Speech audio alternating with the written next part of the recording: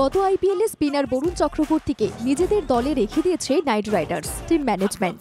তাদের সেই পরিকল্পনা কতটা বাস্তবায়িত হবে তার প্রমাণ অবশ্য আর কিছুদিন পরে জানা যাবে। কিন্তু তার আগে জাতীয় দলের হয়ে ইংল্যান্ড সিরিজ ও চ্যাম্পিয়ন্স ট্রফিতে বরুণের পারফরমেন্স যেন নাইট কর্তাদের ভরসা ও প্রত্যাশা আরও বাড়িয়ে দিয়েছে।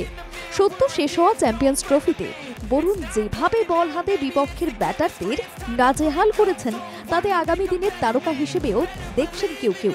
কাজেই চ্যাম্পিয়ন্স ট্রফির অভিজ্ঞতাকে সম্বল করে বরুণ যে আইপিএলে নাইটদের হয়ে বল হাতে আরও উজ্জ্বল হবেন সেটা আর বলার অপেক্ষা রাখে না।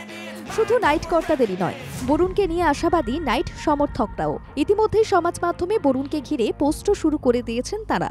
ক্রিকেট বিশেষজ্ঞরা বলছেন বরুণ এবার আইপিএলে নাইটদের ট্রাম্প কার্ড। তবে যাকে নিয়ে এত আলোচনা সেই বরুণ এখনো অবধি কোনো মন্তব্যই করেননি। হয়তো মনে মনে নাইটদের হয়ে তার পরিকল্পনার ছক কষছেন। গত আইপিএলে বরুণ নাইটদের মধ্যে দ্বিতীয় সর্বোচ্চ উইকেট শিকারী। এবারও বরুণকে নিয়ে তাই স্বপ্নের জাল বুনছেন আপামর কেকেআর প্রেমীরা। বরুণ তাদের আস্থার মর্যাদা রাখতে পারবেন কিনা তা সময়ই বলবে। ব্যুরো রিপোর্ট, বাংলা জাগো।